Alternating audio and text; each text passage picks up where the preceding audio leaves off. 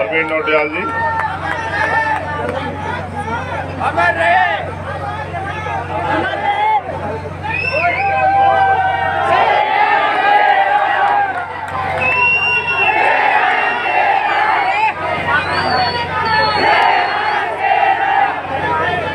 जब आप कहेंगे तभी बोल लेंगे, जब आप कहेंगे तभी बोलेंगे। आप बोल रहे हैं? ठीक, शुक्रिया, बहुत शुक्रिया। मंगेड़ी की ये सभा, यहाँ उपस्थित इस क्षेत्र के सम्मानित ग्रामवासी, नौजवान साथी, बुजुर्ग, हमारी माताएं बहनें, वो जो वहां दूर छतों से, जो नीचे भी नहीं आए बगैर छतों से हमें अपना समय दे रहे हैं, उनका भी बहुत बहुत धन्यवाद। उन सभी बहनों का, भाइयों का धन्यवाद। भाई अब्दुल वाजिद जी के वजह से यहाँ आने का मौका मिला, मैं उनका शुक्रिया अदा करता हूँ। साथियों, कहने को तो बहुत कुछ है, चुनावी दौर चल रहा है, मेरे ऊपर जिम्मेदारियां ज्यादा। एक तरफ जहां मेरे ऊपर जिम्मेदारी है कि मैं अपने प्रत्याशियों के पक्ष में अपील करूं, उनकी बात रखूं, वहीं समाज की जिस कमजोर वर्ग में मैं जन्मा हूं, मजलूम, मजबूर, उनकी सुरक्षा और उनके अधिकारों के लिए लड़ना भी मेरी जिम्मेदारी। उत्तराखंड में पंचायत चुनाव पिछले 1.5-2 साल से सरकार इस चुनाव को खींच रही है, और आप भी बेहतर जानते हैं कि वो क्यों खींच रही है। उनका खींचने का एक मकसद था कि कहीं अगर विधानसभा चुनाव से पहले जिला पंचायत चुनाव हो जाएंगे तो गांव देहात में जो समस्याएं हैं, जनता ने जो 5 साल की सरकार देखी, जो जनता विरोध है, तो उन चुनाव के जो पंचायत चुनाव हैं, उनके परिणाम ऐसे होंगे कि सरकार की हैसियत नहीं होगी कि वो विधानसभा चुनाव में जाए। इसलिए उन्होंने विधानसभा चुनाव पहले कराए, पंचायत चुनाव को टालते रहे। और आज आलम यह है कि आप गांव देहात में जाके देखिए, मैं तो पिछले 5 दिन से हरिद्वार जिला घूम रहा हूं, आदमी सड़क पे चल नहीं सकता है, गड्ढे में सड़क है या सड़क में गड्ढा, यही नहीं पता लग रहा है। तमाम एक छोटी सी बारिश ने सरकार की पोल खोल दी है। साथियों, जैसा मैंने कहा कि हालात बहुत खराब है, तो मैं बहुजन समाज में जन्मे सभी संतों, गुरुओं, महापुरुषों को नमन करते हुए आपसे अपील करता हूं कि अब्दुल वाजिद साहब यहाँ से, उनकी पत्नी जो है वो चुनाव लड़ रहे हैं, नसरीन बहन, उनका चुनाव चिन्ह है खजूर का पेड़।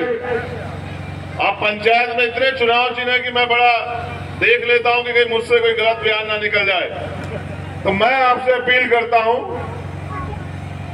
बहुत समय मिलेगा हम लोग रूबरू होने का, क्योंकि समय कम है, मेरे ऊपर जिम्मेदारियां ज्यादा है। तो आप, अगर आप चाहते हैं, मुझे मौका देना।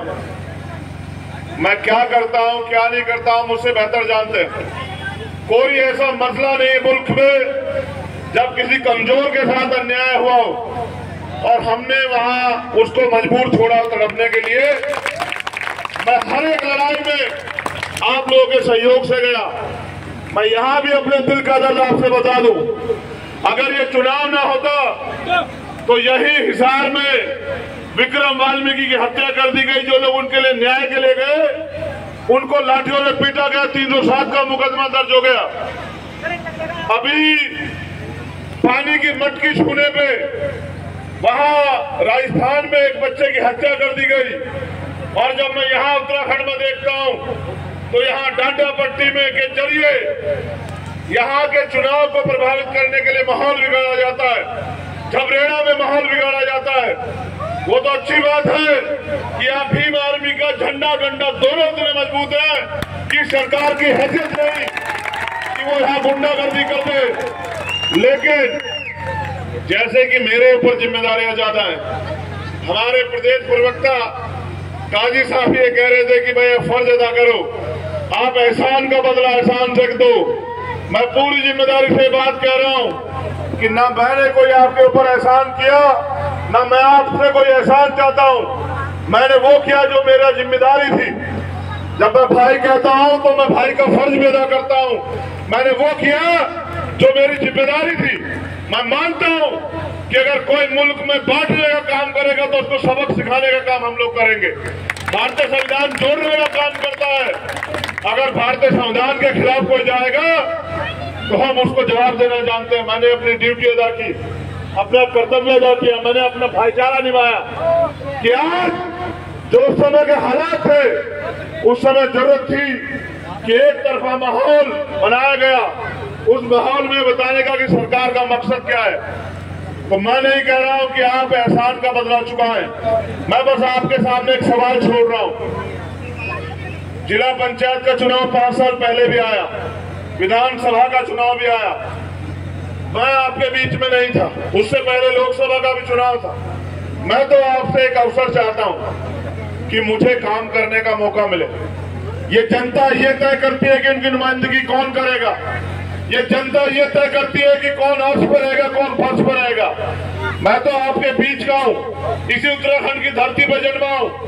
मैं तो आपसे एक अवसर चाहता हूं कि अगर अब्दुल वाजिद जीतेंगे तो खाली अब्दुल वाजिद के हाथ मजबूत नहीं होंगे, चंद्रशेखर आजाद के भी हाथ मजबूत होंगे। और जब मेरे हाथ मजबूत होंगे तो आपके भी हाथ मजबूत होंगे। और जब आपके हाथ मजबूत होंगे तो दुश्मन के भी दांत खट्टे होंगे। ये बात आप मेरी बहुत जिम्मेदारी समझ लीजिए। एक और बहुत जिम्मेदारी की बात, अभी तक तो आपने मुझे सड़कों पे लड़ते देखा। मेरा जिला पंचायत सदस्य और विपक्ष और सत्ता का विधायक अगर मेरे जिला पंचायत का काम में या हक्के का आवाज उठाने में मुकाबला कर ले, उस दिन आप मुझसे शिकायत करना कि चंद्रशेखर भाई आपका आदमी तो कमजोर है। अभी आपने मुझे ताकत नहीं दी है, ताकत दी है उन लोगों को और वो आपकी वोट लेके घर में बैठे हैं।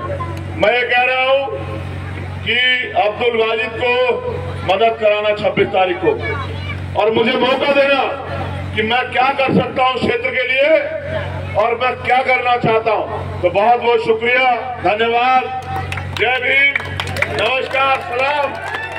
मेरा आपसे यही दरखास्त है कि भाई